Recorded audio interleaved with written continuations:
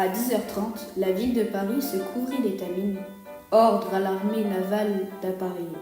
Une grande confusion s'ensuivit. 130 vaisseaux ne manœuvrent pas dans une rade comme une escadre homogène sur la mer libre. Il y a eu des accrochages.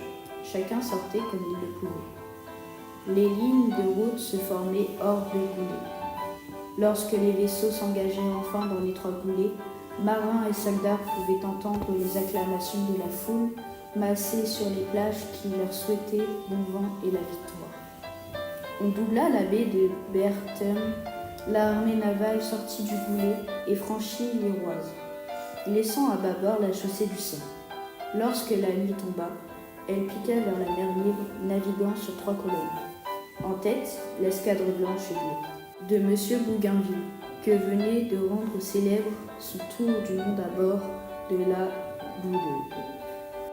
L'escadre blanche du comte de Grasse au corps de bataille, l'escadre bleue de Monsieur Épinouse. Sur bâbord, le convoi marchand Hérécolite disparaître dangereusement roulé et tendu. À tribord, certains s'étonnaient de voir naviguer aux flanqueurs 5 vaisseaux. Le héros, l'Hannibal, l'Artésien, le Vengeur et le Sphinx, division de Monsieur de Suffren. Ils faisaient route jusqu'aux Açores avec l'armée navale d'Amérique, puis ils mettraient le cap vers le sud vers Bonne-Espérance, pour l'immortelle campagne des Indes. Bientôt, le convoi prit son allure de marche. Après 7 jours de mer, le 29 mars, à 450 milles au nord-ouest de Madère, le lieutenant-général de Grasse signala au commandeur de Suffren de faire voile vers sa propre destination.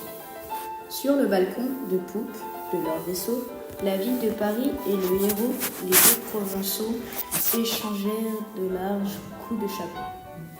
Puis Suffren, après avoir regroupé les vaisseaux et 12 marchands, s'éloigna de la flotte et, serrant le vent, piqua au sud. Grasse, Suffren. Leur destin bifurque ici. Chacun naviguait désormais vers sa propre gloire.